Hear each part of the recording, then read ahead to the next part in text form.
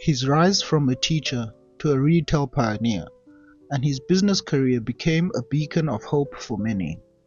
A man who defied apartheid restrictions, built enterprises where none were meant to exist, and became known as the father of black business. One man stood as proof that black South Africa could thrive in business despite impossible odds. Richard John Maponya, entrepreneur, visionary. Richard Maponya was born on Christmas Eve, 1920, in Limpopo Province. Like many of his generation, he grew up in a rural setting where opportunities were scarce and education was a privilege. After completing his teacher's training, he moved to Johannesburg. But instead of remaining in the classroom, Maponya's ambitions quickly shifted. Working as a stock taker for a clothing company, he saw firsthand the consumer demand among black South Africans and the systematic barriers that kept them from participating in business. In those years, apartheid laws restricted black people from owning property in white areas, from accessing bank loans, and from obtaining business licenses. Yet, even then, Maponya began to dream of running his own retail enterprise. I got an offer from an industrialist who wanted an educated black man to look after a departmental store, the stocks of a departmental store. And I went for an interview, and I found that they were actually paying me 4 times, if not more than what teaching was paying me. Going to start the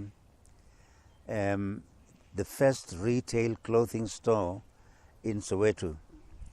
But when I made an application, the powers that they said to me, "You are dreaming. There's no black man who supposed to be in business here. You're all here to serve industry." And I then went to Mandela Tambo attorneys and asked them to assist me getting a license.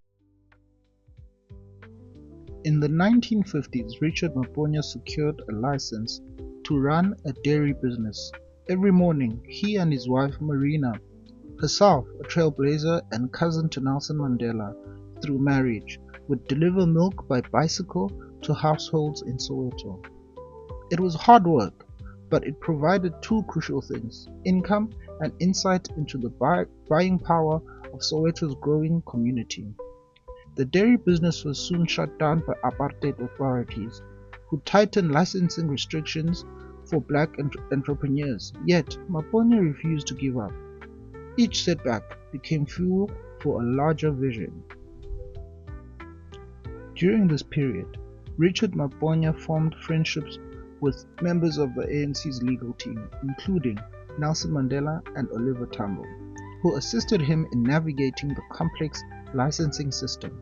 With their help, Maponya secured limited trading rights. This marked the start of his journey into retail, a sector deliberately closed to black South Africans under apartheid. Well, I knew Nelson as a leader of the Youth League of ANC. Youth League? Yes. Youth League?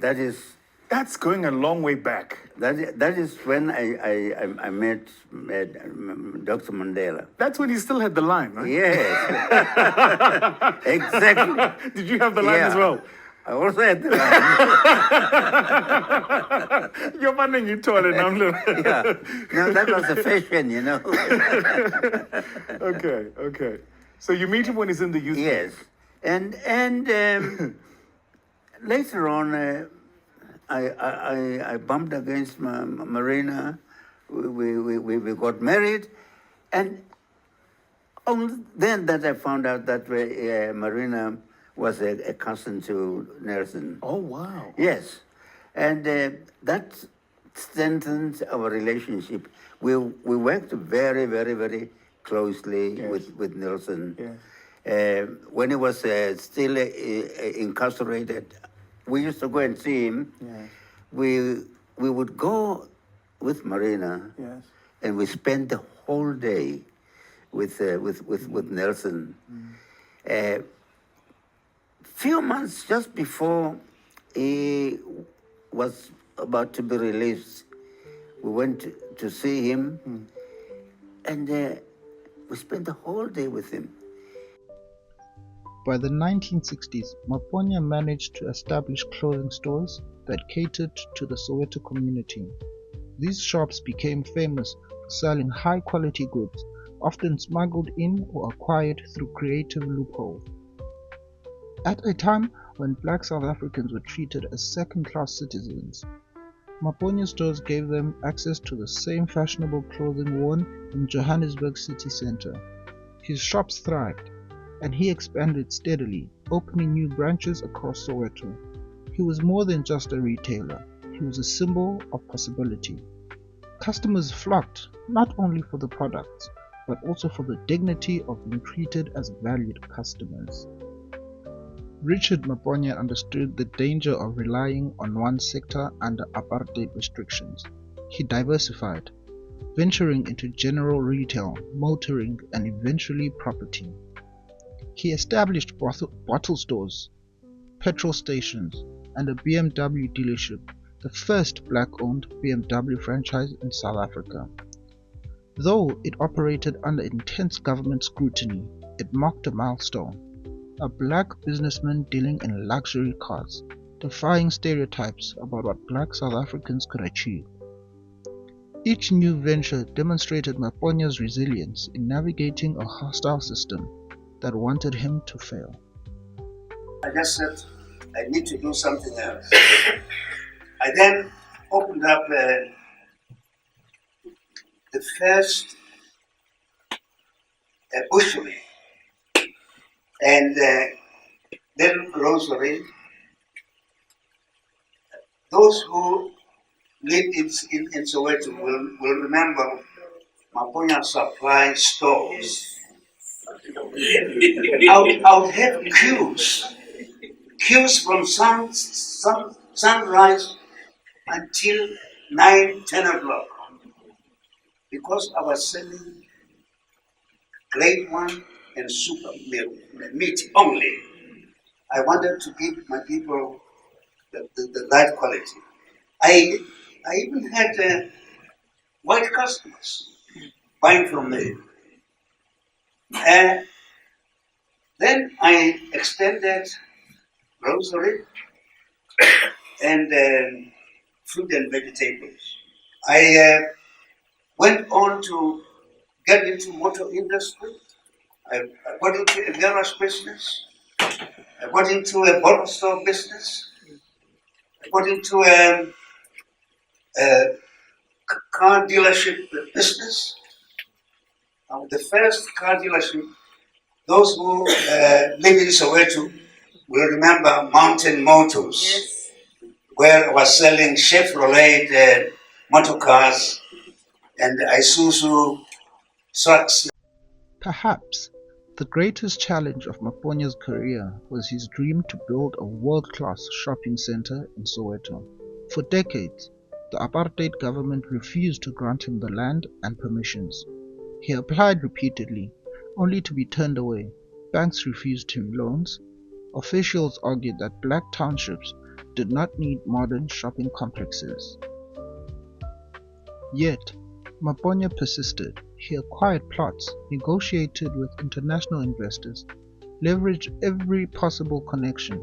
This fight stretched across 30 years, an extraordinary display of patience and determination.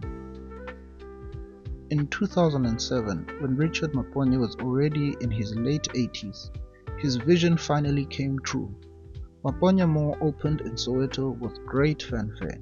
The 65,000 square meter mall was the first of its kind in the township, hosting major national retailers, cinemas, restaurants, and banking facilities. For the residents of Soweto, it was not just a shopping center. It was a symbol of dignity, of inclusion, and of economic power. Richard Maponya had developed what he promised for decades: a world-class commercial hub owned and built by a black entrepreneur, serving black consumers in their own community. Maponya's philosophy was simple. Black South Africans had the right to economic empowerment. He believed that political liberation had to be matched by financial independence. He often urged young entrepreneurs to focus on perseverance, integrity, and building businesses that served their communities.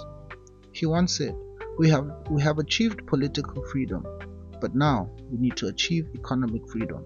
For Maponya, business was never just about profit. It was about opening doors that had long been closed. Beyond his personal ventures, Maponya played an active role in organizing black business. He became the founding president of the National African Federated Chamber of Commerce and Industry, NAFCOC, a platform that gave black entrepreneurs a collective voice. Through NAFCOC, he mentored young business leaders and advocated for policy changes. His influence extended far beyond Soweto, shaping the broader landscape of black entrepreneurs in South Africa.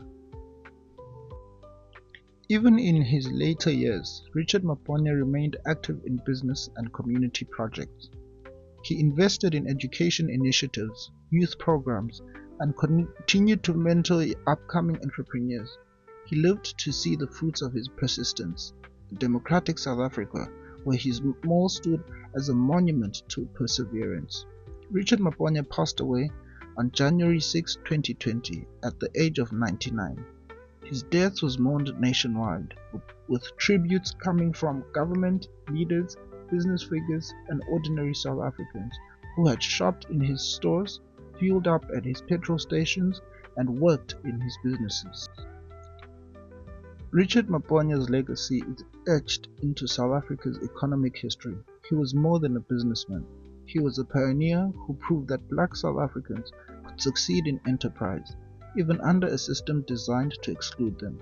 He left behind a model of persistence, creativity, and community-centered business. His name continues to inspire entrepreneurs who see in him the possibility of rising above circumstances.